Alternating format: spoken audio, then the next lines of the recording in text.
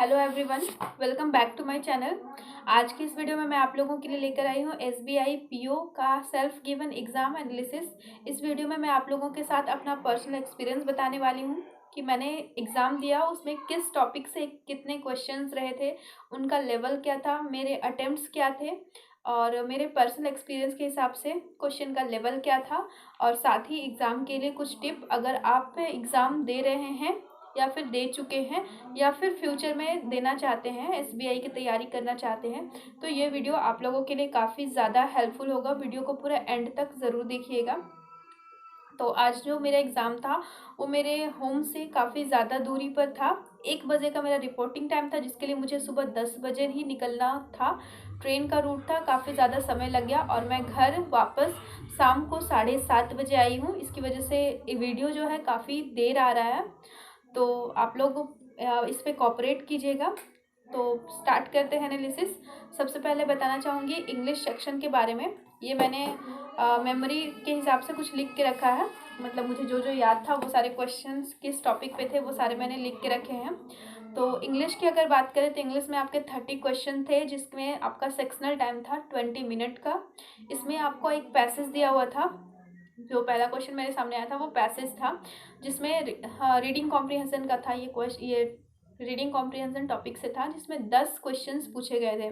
किसी x company से related कुछ पैरा दिया हुआ था, उससे रिलेटेड 10 क्वेश्चन थे। अगर आपको इंग्लिश में अंडरस्टैंडिंग अच्छी है तो आप इजीली पैसेज को पढ़ के आंसर कर सकते थे, बट मैंने इसे स्किप किया।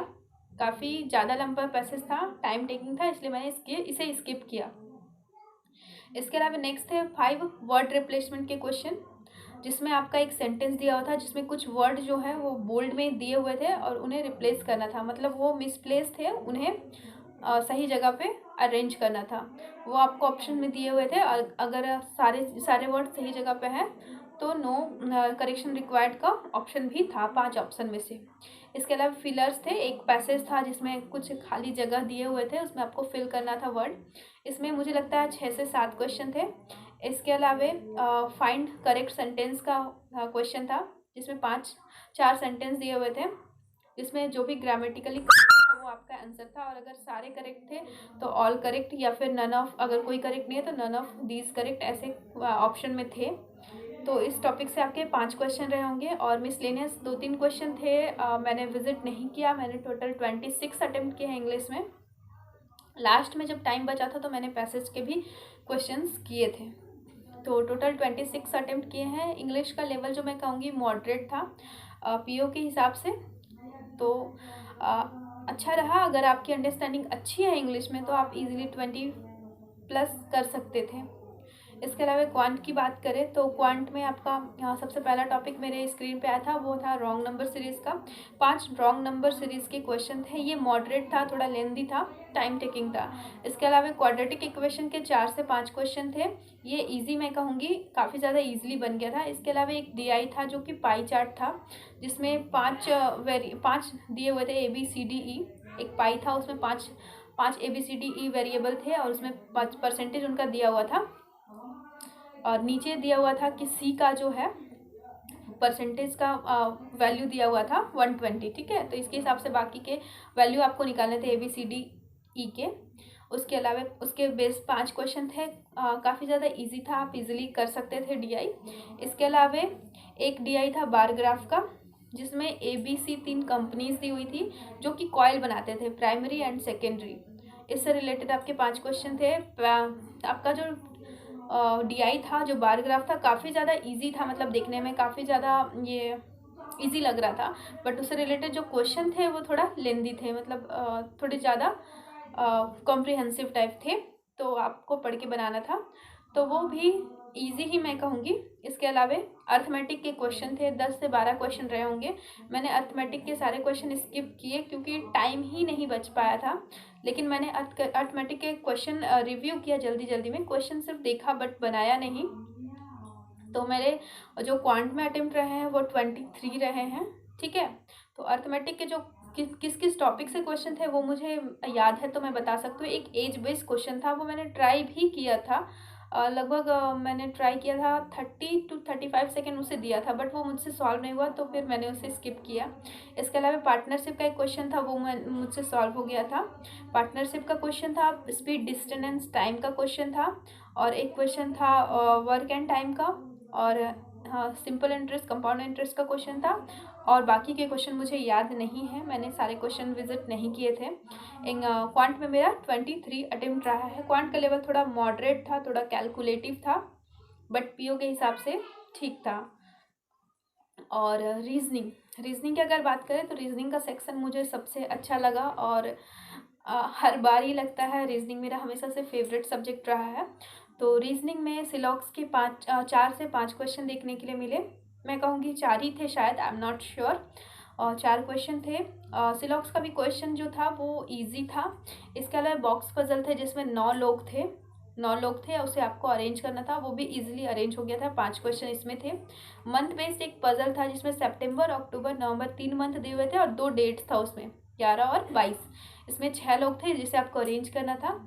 इससे रिलेटेड एक स्टोरी है जो मैं आप लोगों को लास्ट में बताऊंगी।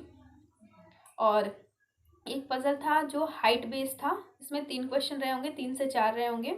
इसके अलावा अनसर्टेन का लीनियर पजल था जिसमें टोटल 19 लोग थे। अनसर्टेन था बट जब सॉल्व किया तो 19 लोग आए थे। इसमें 5 क्वेश्चन थे, ये भी इजी ही था, मुझसे तो बन गया। इसके अलावा एक पजल था सर्कुलर पजल जिसमें नॉर्थ और साउथ फेस कर रहे थे लोग।